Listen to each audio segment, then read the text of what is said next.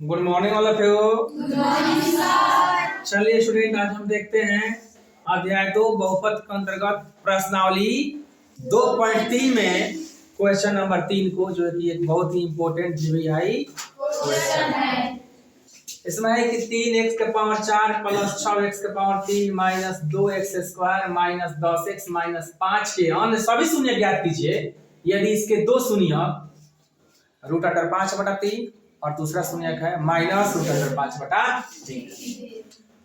सबसे पहले तो यह बताइए कि यह कौन सा बहुपद है? चतुर्घाती बहुपद है।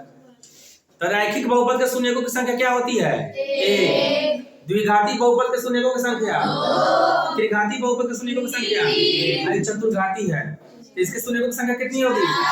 4। और हमारे पास कितना शून्यक दे दिया गया है? 2 शून्यक दे दिया गया है और 2 शून्य निकालना। ठीक है, क्योंकि चतुर्घाती है तो इसके 4 शून्यक होंगे। तो सबसे पहले यह 2 शून्यक जो दिया गया है ना, इसे एक बहुपद बना लीजिए। 2 शून्यक से द्विघाती बहुपद बनेगा, 1 शून्यक से रैखिक बहुपद बनेगा, है ना।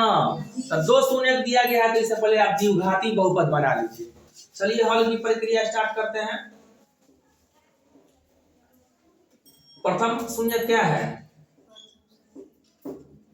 प्रथम शून्यक को हम क्या कहते हैं? अल्फा। क्या बोलते हैं? अल्फा। क्या है? √5/3। और द्वितीय शून्यक को क्या बोलते हैं? बीटा। और तृतीय को बोलते हैं गामा। ठीक है जी। हालांकि वहां तक आपको नहीं पहुंचना है, एग्जाम की दृष्टि से नहीं है। ठीक है, तो चलिए इससे सबसे पहले क्या बनाएंगे हम? द्विघाती बहुपद। द्विघात बहुपद के लिए जैसा कि हम पहले आपको पढ़ा चुके हैं, जो सूत्र होता है वह क्या होता है? x स्क्वायर माइनस अल्फा जोड़ बीटा, यानी शून्यकों का योग जोड़ अल्फा गुना बीटा बराबर 0। यही ना है?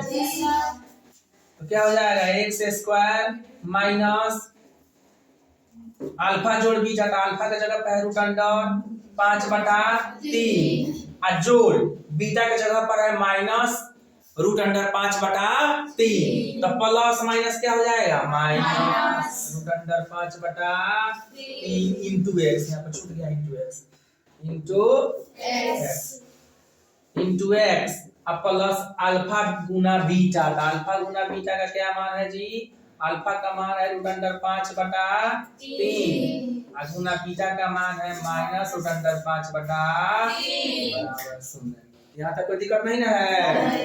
या तो प्लस माइनस तक खत्म हो गया है ना।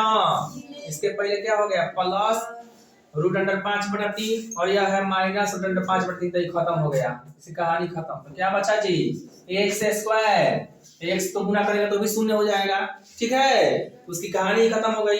अब देखिए इसमें गुना करेंगे, √5 से √5 में करेंगे तो आप जानते हैं सबसे पहले प्लस माइनस क्या होगा? माइनस। √5 से √5 में करेंगे तो बराबर संख्या को अगर रूट में रख के 2 बार गुना करते हैं तो खाली संख्या आता है। क्या आएगा? 5। जैसे √5 गुना √5 √25 होगा। अब 25 का वर्गमूल फिर 5 ही ना होगा। उस तरह से √3 से √3 में करेंगे तो क्या हो जाएगा? केवल 3 बराबर क्या हो जाएगा? 0। या इसके नीचे क्या ले लेंगे? 1 3 का एलसीएम लेंगे। 1 3 3 से x स्क्वायर में 3x स्क्वायर माइनस 3 एकम 3 1 से 5 में क्या हो जाएगा? 5 बराबर क्या हो जाएगा? 0। अब देखिए यहाँ पर या किधर क्या हो जाएगा? भागा में है, इधर गुना हो जाएगा तो क्या बचेगा? 3x स्क्वायर माइनस 5 बराबर 0। या लास्ट में 0 भी आपको हटा देना है ना, यानी हमारा द्विघात बहुपद प्राप्त हुआ 3x स्क्वायर माइनस 5। अब घात 2 वाला से घात 4 वाला में जब भाग देंगे तो भागफल घात 2 वाला प्राप्त होगा। भागफल घात 2 वाला प्राप्त होगा। चलिए अब भाग देते हैं किससे? 3x स्क्वायर माइनस 5 से। चूंकि इसका फिर मान निकालेंगे तो आ जाएगा √5/3 माइनस √5/3, है ना। यानी कहने का मतलब शेषफल क्या आएगा? 0 आएगा। शेषफल क्या आएगा? 0। जब भागा करेंगे इसमें तो शेषफल क्या आएगा? 0 आएगा। तभी शून्यक निकलना था उस समय, तभी शून्यक निकल पाया था। चलिए भाग देंगे। 3x के पावर 4 प्लस 6x के power 3 minus 2x square minus 10x minus 5। ठीक है, कोई दिक्कत?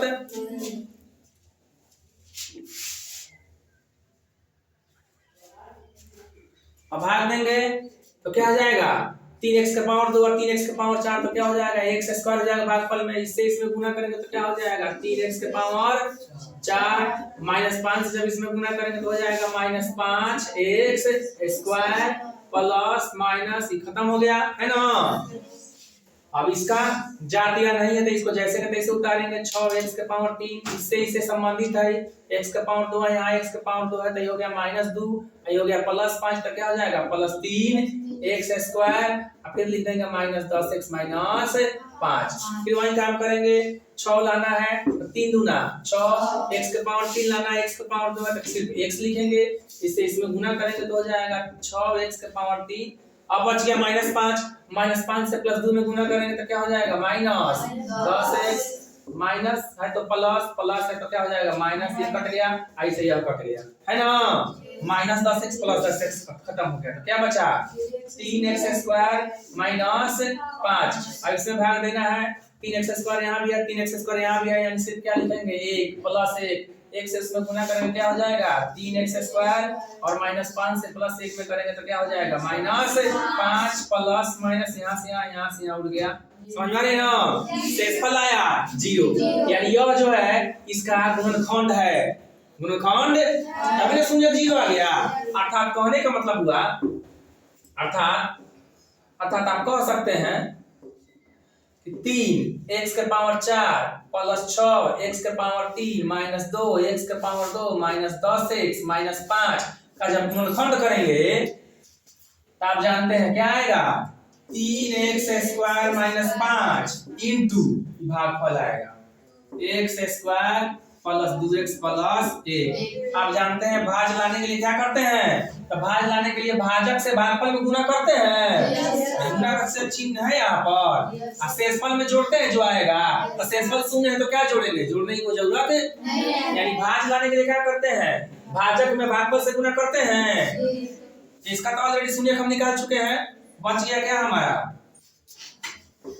x square plus 2x plus 1 बराबर शून्य करके इसको क्या करेंगे, अब इससे शून्य हम निकाल लेंगे। तो कैसे निकालेंगे आप जानते हैं, x स्क्वायर इसमें गुना करेंगे तो हो जाएगा 1x स्क्वायर, तो इसको ऐसे दो भाग में तोड़ना है कि जोड़ने घटाने पर आपका 2x है, लेकिन गुना करने पर 1x स्क्वायर है, यही ना।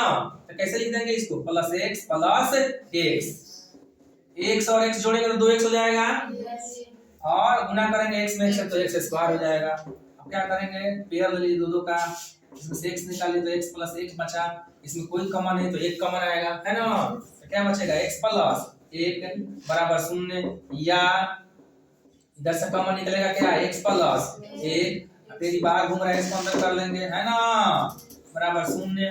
अब क्या बचेगा x प्लस 1 बराबर 0, या x बराबर प्लस 1 इधर आके माइनस 1, और इसका भी क्या निकलेगा, इसको उठा के निकाल लेंगे तो सेम टू सेम निकलेगा ना। और फिर x plus 1 equal to 0, x equal to क्या हो जाएगा माइनस 1, अर्थात दो शून्य क्या हो जाएगा, अन्य दो शून्य कौन कौन हो जाएगा, एक शून्य हो गया माइनस 1 यहाँ पर देख रहे हैं, और दूसरा शून्य भी क्या आया माइनस, अन्य दो शून्य कौन हो जाएंगे जी, अन्य शून्य -1 -1 हो गया हमारा आंसर।